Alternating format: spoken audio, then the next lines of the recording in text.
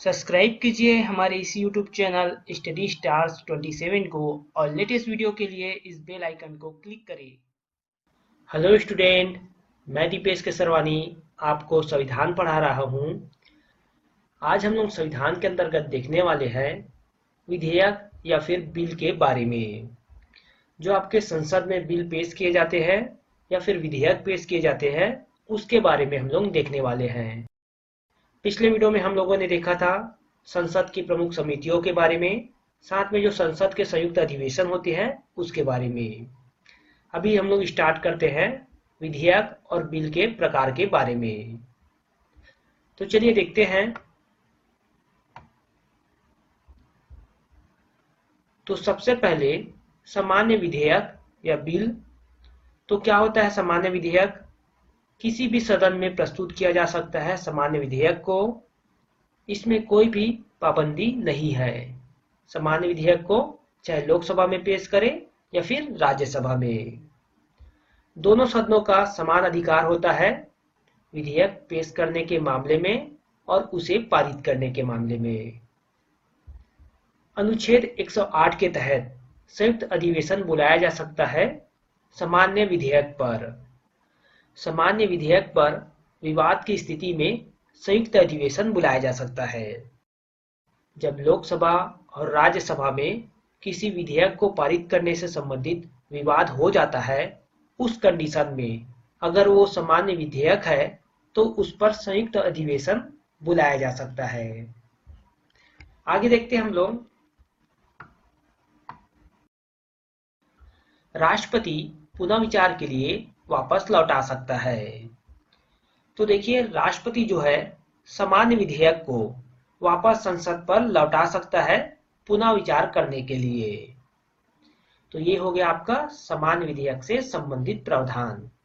आगे देखते हैं हम लोग।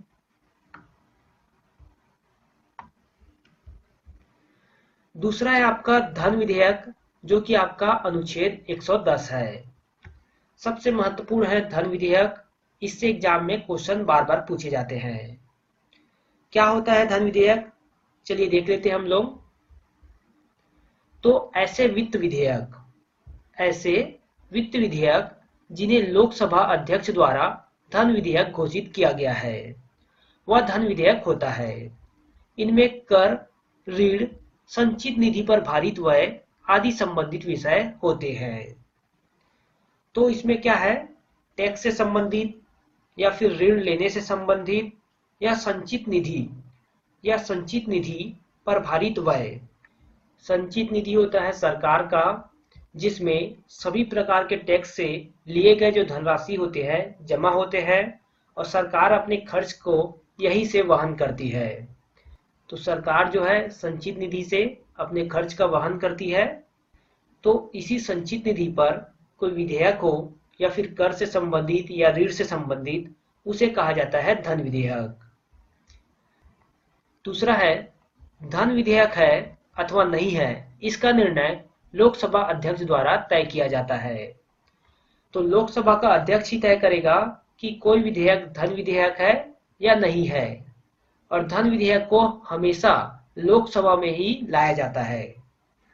सर्वप्रथम लोकसभा में ही धन विधेयक को लाया जाता है और धन विधेयक है कि नहीं है लोकसभा का अध्यक्ष ही तय करता है। तीसरा पॉइंट देखें, इसे राष्ट्रपति की पूर्वानुमति से ही सदन में लाया जा सकता है। तो सदन में लाने से पहले, लोकसभा में लाने से पहले राष्ट्रपति की पूर्वानुमति आवश्यक होती है। धन विधेयक को लोकसभा में लाने से पहले राष्ट्रपति की अनुमति आवश्यक है। आगे देखते हैं हम लोग। चौथा पॉइंट, धन विधेयक सर्वप्रथम केवल लोकसभा में ही प्रस्तुत किया जा सकता है, राज्यसभा में नहीं। तो राज्यसभा में सर्वप्रथम प्रस्तुत नहीं किया जा सकता। सबसे पहले वो लोकसभा में प्रस्तुत होगा, वहां से पारित होकर राज्यसभा में जाएगा। देखिए आप यहाँ पे पांचवा पॉइंट जो है, धन विधेयक पर राज्यसभा की शक्ति सीमित होती है। इसे राज्यसभा अधिकतम 14 दिन से ज्यादा नहीं रोक सकती। जब लोकसभा से पारित हो जाता है धन विधेयक, तो राज्यसभा पे जाता है और राज्यसभा के पास ऐसी शक्ति नहीं है कि उसे रोक सके। 14 दिन के अंतर्गत उन्हें पारित करके लोकसभा में वापस भेजना होगा। 14 दिन से ज्यादा तक वो उसे रोक नहीं सकते। तो यहाँ पर लोकसभा का धन विधेयक पर ज्यादा अधिकार दिखाई पड़ता है। धन विधेयक में राज्यसभा मतदान नहीं कर सकती। तो धन विधेयक को पारित करना है कि नहीं करना है, इस पर किसी भी प्रकार का मतदान नहीं कर सकती राज्यसभा। तो पूर्णतः यहाँ पर शक्ति किसके पास है धन विधेयक पर? लोकसभा पास। छठवां है, इस पर संयुक्त अधिवेशन नहीं बुलाया जा सकता। तो मैंने आपको पिछले वीडियो में पढ़ाया था कि धन विधेयक हो या फिर संविधान संशोधन से संबंधित विधेयक हो, उस पर संयुक्त अधिवेशन नहीं बुलाया जा सकता। तो छठवां पॉइंट यही कहता है कि धन विधेयक पर संयुक्त अधिवेशन नहीं बुलाया जा सकता।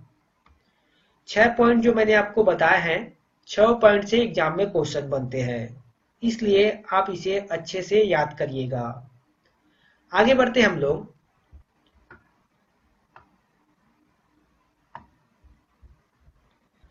यहां पर देखिए वित्त विधेयक। तो साधारण तौर पर वित्त विधेयक उस विधेयक को कहते हैं जो वित्तीय मामले जैसे कि राजस्व या फिर व्यय से संबंधित है। तो इस तरह के विधेयक को कहा जाता है वित्त विधेयक। तो वित्त विधेयक जो है धन विधेयक प्लस कुछ अतिरिक्त विषय रहते हैं। धन विधेयक तो आपने ऊपर पढ़ लिया, तो वो धन विधेयक साथ में कुछ अतिरिक्त विषय रहते हैं वित्त विधेयक में। तो वित्त विधेयक बराबर धन विधेयक प्लस कुछ अतिरिक्त विषय जो कि राजस्व या व्यय से संबंधित रहते हैं। इसको भी धन विधेयक के जैसे राष्ट्रपति की पूर्व अनुमति की आवश्यकता होती है।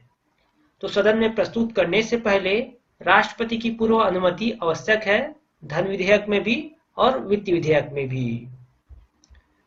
दोनों ही सदनों को समान अधिकार प्राप्त है।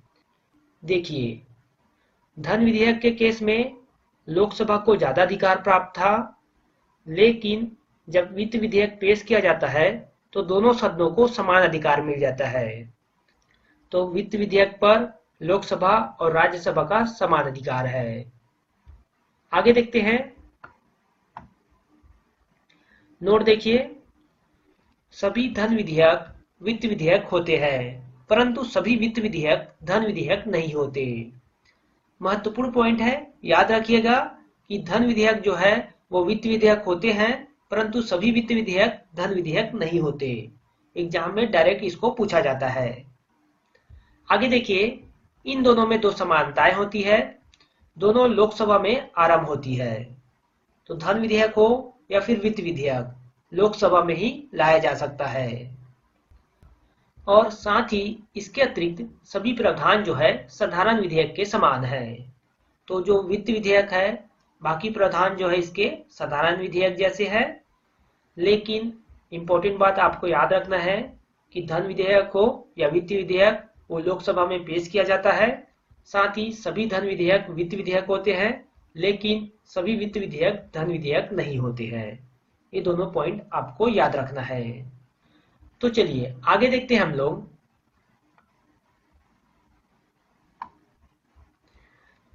संविधान संशोधन विधेयक महत्वपूर्ण है आपके लिए। संविधान संशोधन विधेयक जो कि आपके अनुच्छेद 368 में दिया गया है। ये जो संविधान संशोधन विधेयक जो होते हैं वो संविधान के किस अनुच्छेद या अनुसूची में परिवर्तन संबंधित विषय होते हैं उसके बारे में रहते हैं। तो संविधान संशोधन विधेयक संविधान के किसी अनुच्छेद या अनुसूची में जो परिवर्तन संबंधित विषय है उसके बारे में होते हैं। संविधान संशोधन विधेयक पर संयुक्त अधिवेशन नहीं बुलाया जा सकता। ये पॉइंट मैंने आपको कई बार बताया है कि संविधान संशोधन से संबंधित विधेयक पर संयुक्त अधिवेशन नहीं बुलाया जा सकता। बाकी सभी चीज जो है सामान्य विधेयक के समान है, मतलब इसको किसी भी सदन में लाया जा सकता है, चाहे वो लोकसभा हो या राज्यसभा हो। दोनों सदन को बराबर अधिकार रहता है संविधान संशोधन विधेयक पर। ये सभी जो सामान्य विधेयक के पॉइंट थे वो सभी इसमें आ जाएंगे। तो इस तरह आपके विधेयक या बिल से संबंधित जो महत्वपूर्ण चीजें थी वो कंप्लीट हो जाते हैं। तो आगे हम लोग नेक्स्ट वीडियो में देखेंगे। ये वीडियो जो है यहाँ पे समाप्त हो जाता है।